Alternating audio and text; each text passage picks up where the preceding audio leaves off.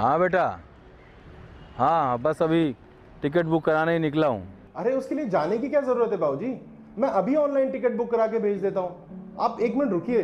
अरे रुकिए तो सही।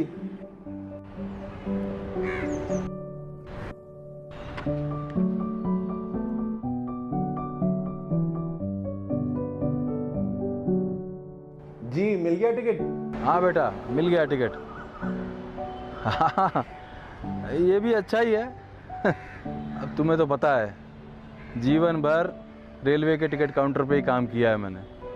वहाँ जाता तो 2-4 पुराने दोस्तों से मुलाकात हो जाती और क्या, बस इतनी सी बात थी। ठीक है बाबूजी। हाँ हाँ हाँ, हम लोग आते हैं, बस पहुँचते हैं। अपना ध्यान रखिए। ठीक है, हाँ ध्यान रखो, अपना ध्यान रखो। प्रणाम। चल।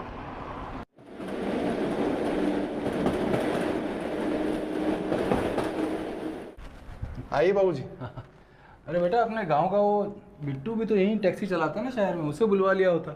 उसकी क्या जरूरत है बाबूजी, ऑनलाइन तो 2 मिनट में आ जाती है, किसी को भी बुलवा लो। अच्छा, अरे वाह, घर तो काफी अच्छा बना है। अरे फोटो वोटो, ये तो फिल्म वाले लोग हैं ना? मैं फिल्म प्रोडक्शन कंपनी में काम करता हूँ ना बाबूजी, इसलिए ये बड़े बड़े एक्टर सब आते रहते हैं तो मैं फोटो खिंचवा लेता हूँ। वाह भाई वाह, क्या बात है। अरे वो सामान कहाँ नीचे छोड़ दिया क्या? नहीं नहीं, नीचे नहीं छोड़ा है, सिक्योरिटी वाला लेकर आ रहा है। चलो सामान आ जाए तो मैं सबसे पहले भाई नहाऊंगा। बाथरूम कहाँ है? ये सामने। अच्छा, मैं तेरे लिए तेरी पसंद का खाना घर से बनाकर लाई हूँ। मेथी की पूड़ी और बेसन के लड्डू। अरे वाह माँ, वैसे भी कितने दिन हो गए साथ बैठकर खाना खाए हुए। आप बैठिए, मैं अभी पिताजी को देख कर आता हूँ। अच्छा। विक्रम बेटा। जी माँ। अरे किचन में तो चीनी चाय पत्ती के अलावा कुछ है ही नहीं। एक पतीला, 2-4 कप। अरे मैं नाश्ता कैसे बनाऊं? ऑफिस क्या भूखा जाएगा? अरे माँ, आप भी ना, मैं तो रोज ऑफिस में ही खाना खाता हूँ और ब्रेकफास्ट भी ऑफिस की कैंटीन में ही करता हूँ। बाकी आप लोगों का ब्रेकफास्ट भी मैंने ऑर्डर करके मंगवा दिया है। ऑर्डर? कहाँ से? और दोपहर का खाना? माँ, दोपहर का खाना 1:30 बजे आपके सामने हाजिर हो जाएगा और रात के खाने का भी मैंने ऑनलाइन इंतजाम कर दिया है। अरे भाई विक्रम, यहाँ अखबार वाला नहीं आता है क्या?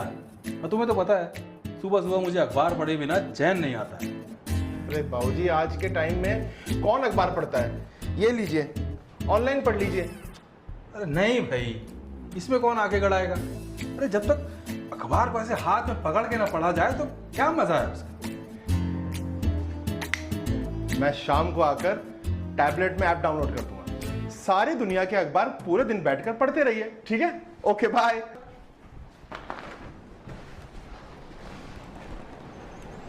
सुन बेटा, आज तू ऑफिस नहीं जा रहा तो मुझे बाहर लेके चल। थोड़े बर्तन और कुछ राशन लेके आओ, मैं तो घर पे ही खाना बनाऊंगी। ये रोज रोज बाहर का खाना हमसे नहीं हो रहा। तेरे बाबूजी को भी एसिडिटी होने लगी है। ठीक है माँ, जैसी आपकी मर्जी, लेकिन सामान लाने के लिए बाहर जाने की क्या जरूरत है? ये देखो, ऑनलाइन सारा मार्केट हाजिर है, जो चाहे ऑर्डर कर लो। लेकिन सब्जियां लेने तो बाहर जाना पड़ेगा, उसके लिए तो चल। माँ, ये शहर है, यहाँ सब्जियां लाने के लिए बाहर नहीं जाना पड़ता।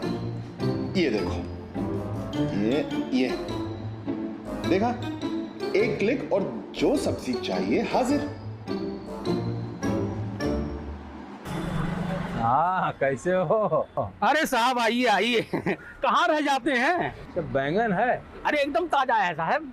दे दो फिर आधा किलो। आधा किलो और बताइए कितना? नींबू डाल देना 3-4। 4 नींबू। और मेथी बहुत ताजी आई, एकदम हरी हरी। तो 1 गड्डी दे दो। दूध ले जाइए ना, मौसम है, पराठा बना के खाइएगा। ठीक है ठीक है। ए बच्चों देना, कहाँ गया?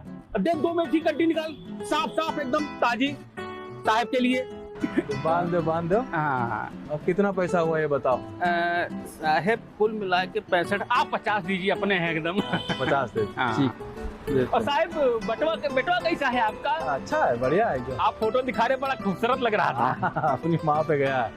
क्या बात करते हैं, आपको बहुत खूबसूरत हो। एकरा मतलब भाभी जी आपसे भी खूबसूरत है। बिल्कुल है। लो बैठो। साहब छुट्टा नहीं 50 रुपया। अरे तो रख लो भाई, तुमसे ही तो लेना है सब्जी। अरे हाँ ये तो है। लीजिए साहब। हाँ, और बाकी भिजवाते हैं हम। हाँ ठीक। अच्छा राम राम।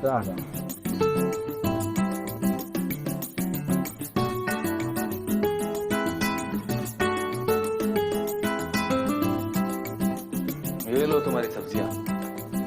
अच्छा हुआ खुद से लाने लगे सब्जियां, नहीं तो तुम्हारे बेटे की सुनते ना तो 8वीं मंजिल पे यहाँ टंगे टंगे दिमाग खराब हो जाता।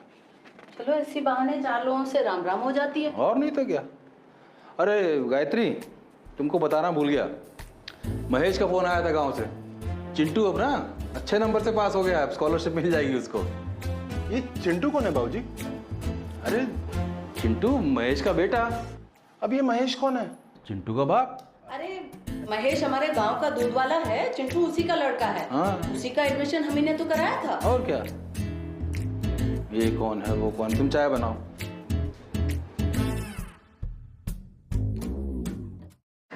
सुनिए, क्या देख रहे हैं आप? यही कंक्रीट का जंगल, छोटे छोटे दड़बे, उसमें इंसान के रूप में छोटी छोटी मुर्गियां। कभी किसी से बात भी करते होंगे ना, कभी किसी से बात करते होंगे ना चाहते हैं कि कोई इनसे बात करे। बस खुद में इतने बिजी हैं, सब ऑनलाइन। शाबाश, बस बस पहुंच गया। आराम से बैठो। हाँ चलो। हाँ यहाँ बैठना है। आओ आओ, आराम से आओ, आराम से आओ। शाबाश है। हाँ, आराम से बस। अच्छा साहब चलते हैं, कोनो काम हो बताइएगा। अरे राजेश, कैसी बात करते हो, तुमने तो अपना खून तक दे दिया, और क्या करोगे। अरे साहब, खून किसी का अलग थोड़ी ना होता है, बस आदमी आदमी को अपना समझे तभी है ना। चलते हैं साहब, बताइएगा। हाँ ठीक है राजेश। अरे पानी ले आओ जरा सा।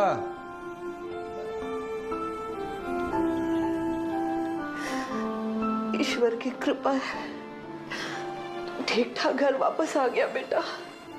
हमारी तो जान ही सूख गई थी। अस्पताल में ये 5 दिन 5 युग की तरह बीते। सही कह रही हो गायत्री, मैं भी बहुत डर गया। इतना बड़ा एक्सीडेंट था, इतना खून बह गया इसका। बाबूजी, अपने ये सब अकेले कैसे? आप तो इस शहर में किसी को जानते भी नहीं हैं। कई लोग मिल गए मदद करने वाले। अरे अपना वो नीरज, सुरेश, सखा और वो सब्जी वाला अपना राजेश, सब थे साथ में। जानता है बेटा, राजेश ने तो तुझे खून तक दिया। वो ना होता तो। सब लोग कौन है बाबूजी? गांव से बुलाए क्या? अरे नहीं भाई, गांव से नहीं बुलाए थे, सब यहीं अपने आसपास के लोग थे। कोई हमें सब्जियां देता है, कोई राशन देता है, कोई अखबार देता है, और कई तो ऐसे ही दुकान जाते हुए रास्ते में दुआ सलाम करते मिल जाते हैं। हम अकेले थोड़ी हैं बेटा, कई अपने हैं हमारे चारों तरफ, और हमने अपने इन्हीं चारों तरफ के लोगों से रिश्ता तोड़ के मोबाइल से रिश्ता जोड़ लिया है।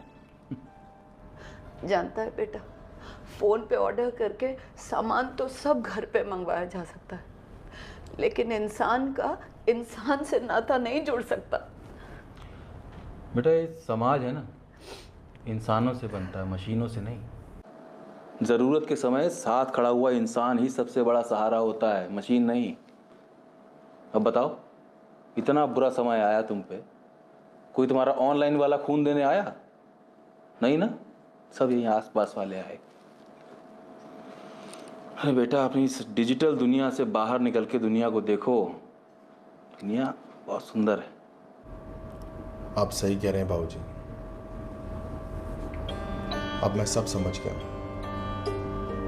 ऑनलाइन फैसिलिटीज समय बचाने के लिए तो ठीक है, कई बार यूजफुल भी होती हैं, लेकिन पूरी तरह उन पर डिपेंड होना ठीक नहीं। इंसानी साथ और साथ के एहसास को कोई रिप्लेस नहीं कर सकता। मैं सब समझ गया। बस बेटा तू जल्दी से ठीक हो जा, हम भी चले अपने गांव। ये शहर रास नहीं आ रहा है, बाहर निकलो तो कोई मुस्कुराता हुआ चेहरा दिखता ही नहीं। जान पहचान ना हो तो कोई नमस्ते का जवाब तक नहीं देता। शाम को पार्क में जाओ तो इतनी भीड़ है, लेकिन फिर भी सब अकेले। ऐसा लगता है पार्क नहीं कब्रिस्तान हो। बस यही सोचता हूं, ये सब लोग जब पहली बार यहां पर आए होंगे ना तो बिल्कुल मेरे जैसे रहे होंगे। अब इससे पहले कि मैं भी इनके जैसा बन जाऊं, मैं गांव जाना चाहता हूं।